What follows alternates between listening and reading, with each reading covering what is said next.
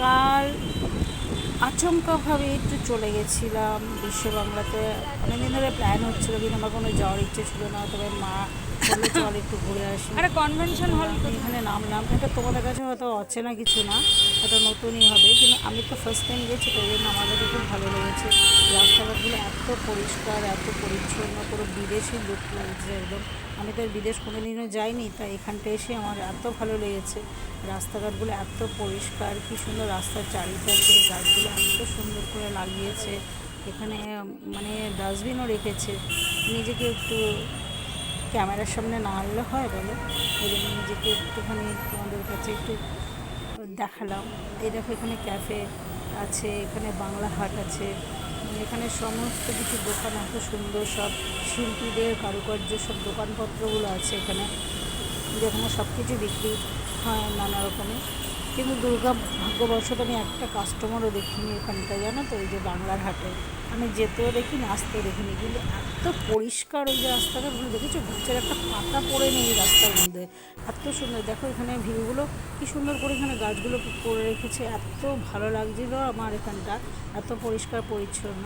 আমি কালকে বিশ্ববাংলার কনভিনিয়েন্ট সেন্টারে গেছিলাম, যেখানে সাধারণত এমনি গেলে হয়তো আমাদের ঢুকতে দেবে না, ওখানে ভীষণ কড়াকড়ি, মানে ভীষণ মেনটেন।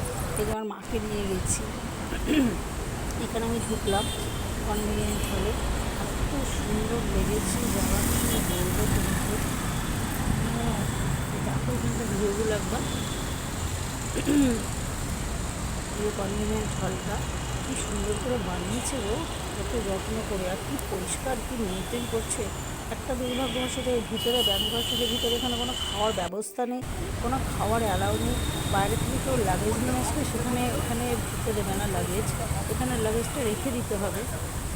মানে এত কিছু মেনটেন, আর এই 30 সীমানা কোনো খাওয়ারের দোকান নেই। এটাই হচ্ছে এখানকার খুব বাজে, যে এখানে কারো খিদে পেলে চট করে কেউ বাইরে গিয়ে খেতে পারবে না। খালি আইসক্রিমের গাড়িগুলো এখানে বাইরে আমি দেখেছি।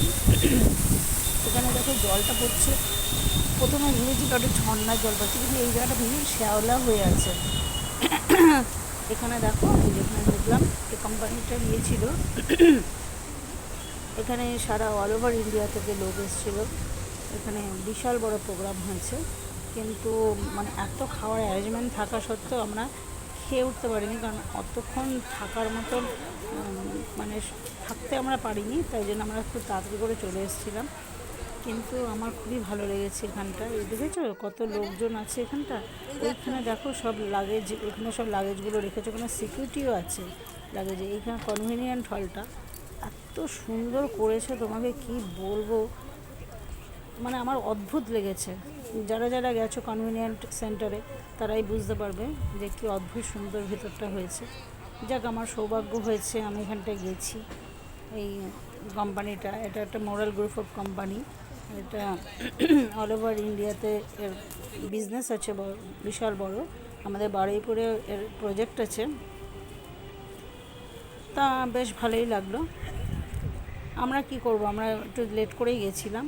লেট করে যাতে দেখলাম যে ভিতরে এত সুন্দর প্রোগ্রাম হচ্ছে, তারপরেও কিছু আনকোড়া লোকগুলো যারা এসছে তারা এইসব হয়তো বোঝে না, কোনো কিছু জানে না। তারা বাইরে দেখলাম অনেকে ছড়িয়ে ছিটিয়ে বসে আছে। তারা প্রোগ্রাম দেখতে পাচ্ছে না। অ্যাকচুয়ালি তারা তো বাইরে থেকে এসছে, বাইরে থেকে আসলে কি হবে, তারা তো খাওয়ার ঠিক মতন হয়তো সেই সময়টা পায়নি, তাই জন্য হয়তো ওদের প্রচুর খিদে পেয়ে গেছিলো।